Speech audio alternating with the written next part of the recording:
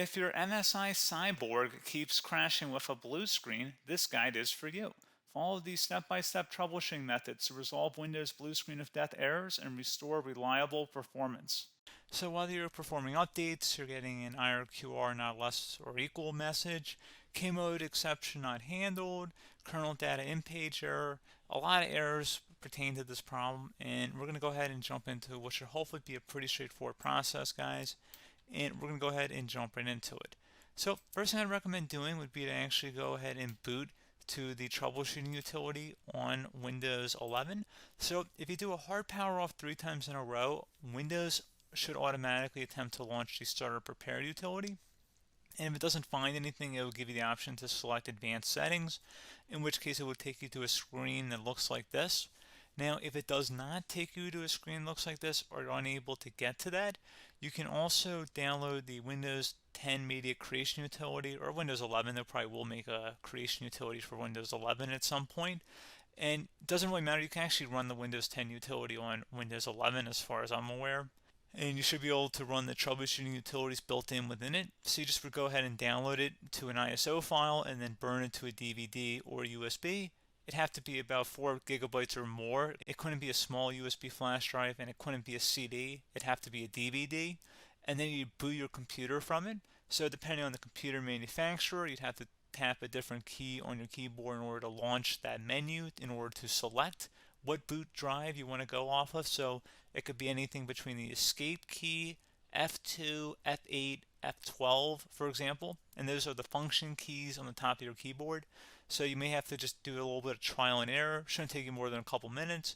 Googling it would probably be best before you even begin. But anyway, we're ready to go ahead and jump right into it.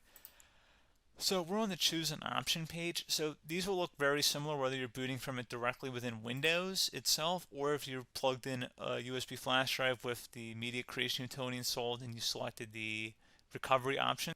So when you are setting up your Windows 11 installation or Windows 10, depending on the drive you're using, there should be an option to repair your computer in the bottom left corner of the dialog window, one of the first screens that comes up.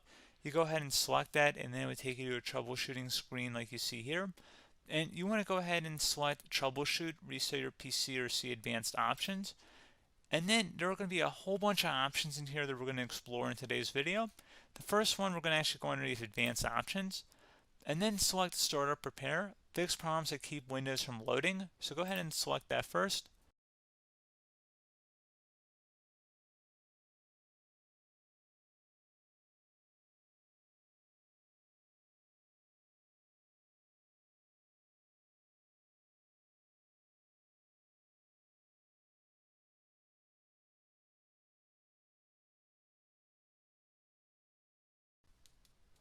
Okay, so you can see it could not repair our PC.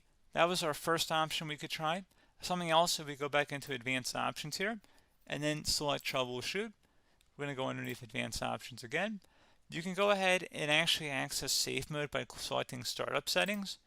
And then if you select the restart button, you have the option on the screen select safe mode with networking, which will give you a key on the screen. It'll tell you which key to press to enter that.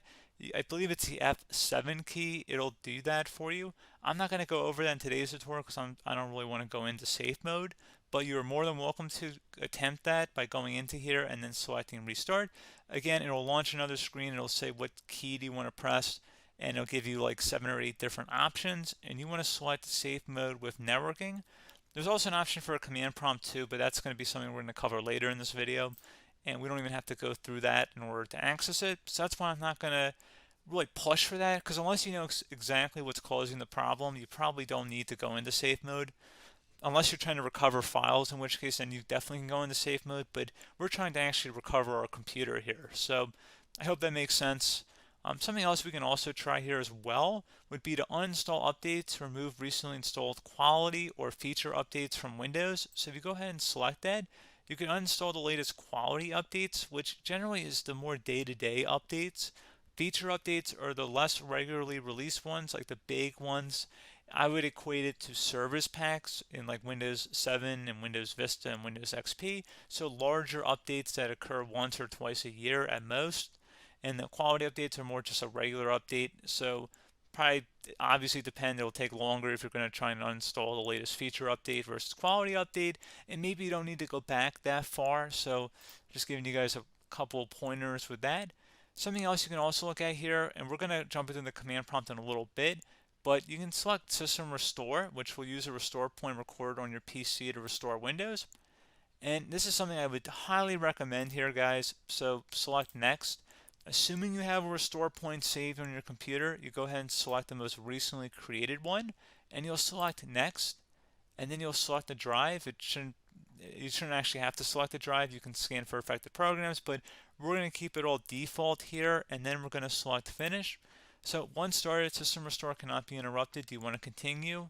I think we're going to select yes. I don't think we have anything better to do on our computer right now, so just give it a moment here to initialize. It will take a couple minutes to run, obviously depending on how large your hard drive is and how much is saved on the System Restore point.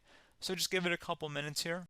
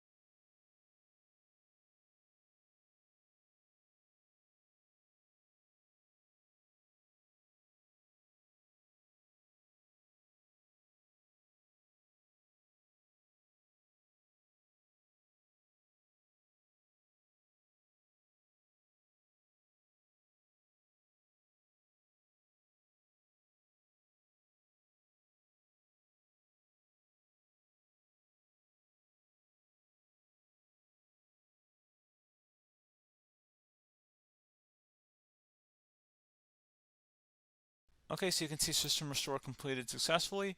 The system has been restored. Your documents have not been affected. Click the Restart button to restart your computer. Go ahead and select Restart.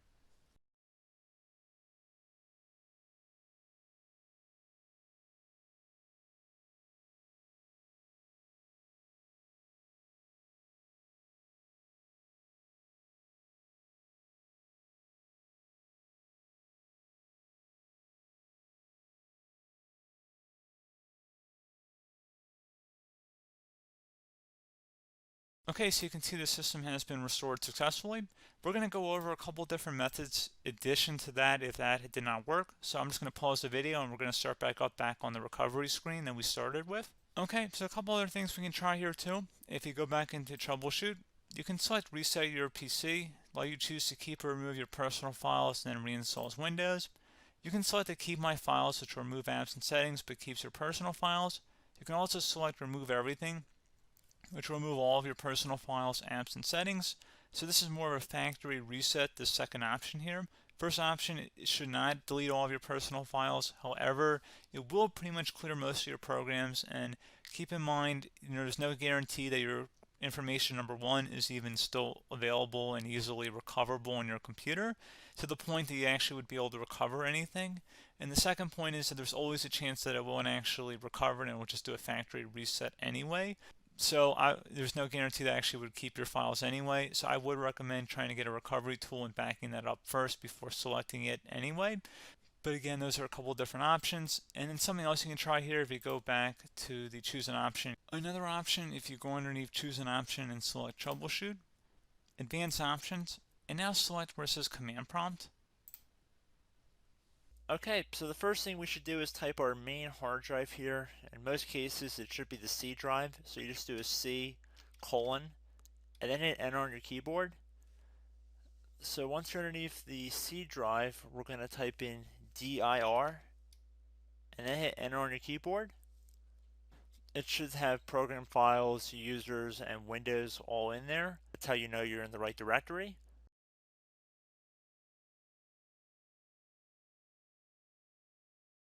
In some cases, it might be the D drive as well, so just keep that in mind.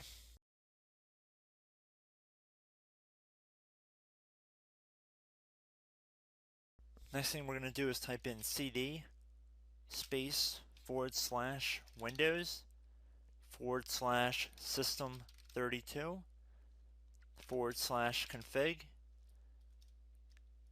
and then you're going to hit enter on your keyboard.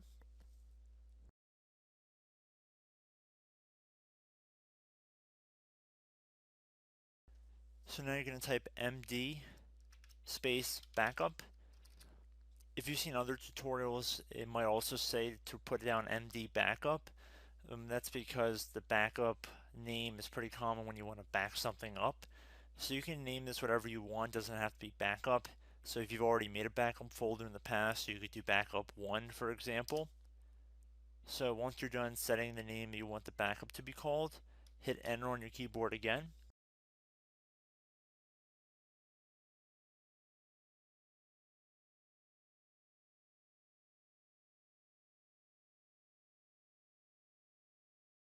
At this point, you want to type copy, C-O-P-Y, space. Then you want to do the star symbol above the 8 key. Then do a period or a dot, whatever you want to call it. Then another star sign, and then another space, and then type backup. And then hit enter on your keyboard.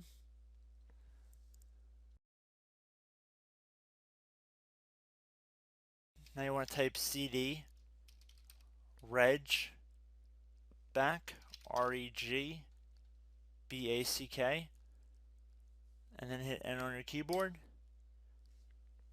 So now that we are under the reg back, so now you want to type dir again, and then hit enter.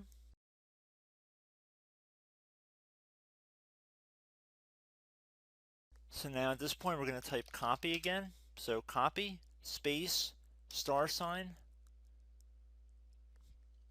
dot, another star sign, space, and then 2 dots. So we're going to type copy, space, star sign, dot, sign, star sign, dot, dot, and then hit enter on your keyboard again. So for overwrite, you want to overwrite all. So type A on your keyboard, so capital A, and then hit enter on your keyboard.